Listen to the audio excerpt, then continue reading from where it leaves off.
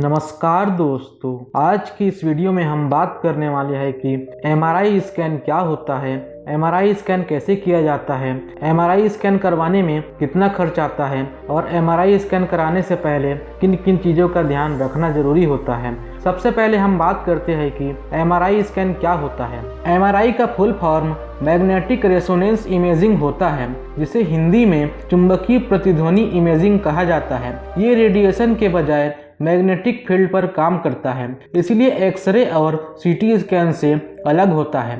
MRI scan में powerful magnetic radio तरंगे और कंप्यूटर से आपके शरीर के अंदर के अंगों का फोटो लिया जाता है। यह हमारे शरीर के अंदर मौजूद छोटे छोटे प्रोटॉन को एक साथ मिलाकर उनका फोटो लेता है।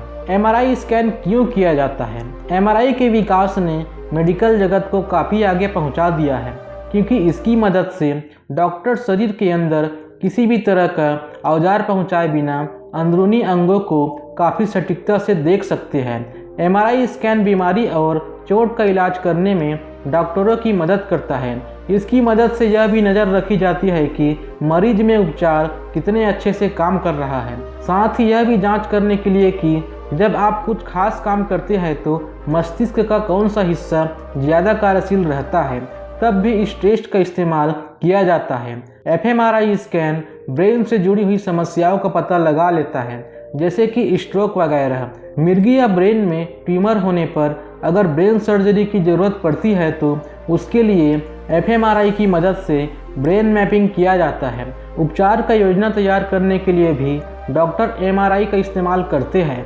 एमआरआई स्कैन कैसे होता है? जब भी किसी व्यक्ति का एमआरआई स्कैन किया जाता है तो डॉक्टर सबसे पहले उस आदमी के सभी कपड़े उतरवाकर उसे एक अलग किस्म का कपड़ा देते हैं, और जब एमआरआई स्कैन किया जाता है तो उस समय उसकी सभी धातु की वस्तुओं को निकलवा दिया जाता है, जैसे कि घड़ी, चैन, अंगूठी और सभी तरह की आभूषण को निकलवा दिया जाता है।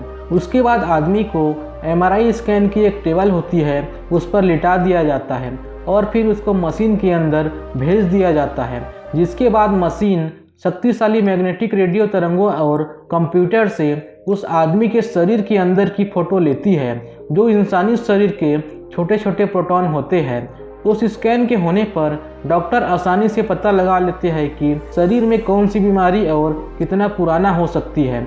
अगर कोई महिला गर्भवती है तो उसे डॉक्टर को बताना पड़ता है कि वह अभी गर्भवती है, ताकि स्कैन करते समय महिला और उसके बच्चे पर कोई बुरा इफेक्ट न हो। अगर आप पूरे शरीर का एमआरआई स्कैन नहीं करवाना चाहते हैं तो जिस जगह पर आपको समस्या है उसका आप एमआरआई स्कैन करवा सकते हैं। आप अपने शरीर के अलग अलग अंगों की एमआरआई स्कैन करवा सकते हैं, जैसे कि दिमाग और रीढ़ की हड्डी की जांच, स्तनों की जांच, हृदय और रक्त वाहिकाओं की जांच, हड्डियों और जोड़ों की जांच, लीवर, गर्भाशय और पौरुष ग्रंथि की जांच इत्यादि। लेकिन पूरे शरीर का स्कैन करवाने का फायदा यह होता है कि अगर शरीर में कोई दूसरी बीमारी है तो उसका भी पता लगाया जा सकता है। एमआरआई करवाने में कितना खर्च आता है? एमआरआई टेस्ट में 4 से 5,000 रुपए तक की खर्च आता है।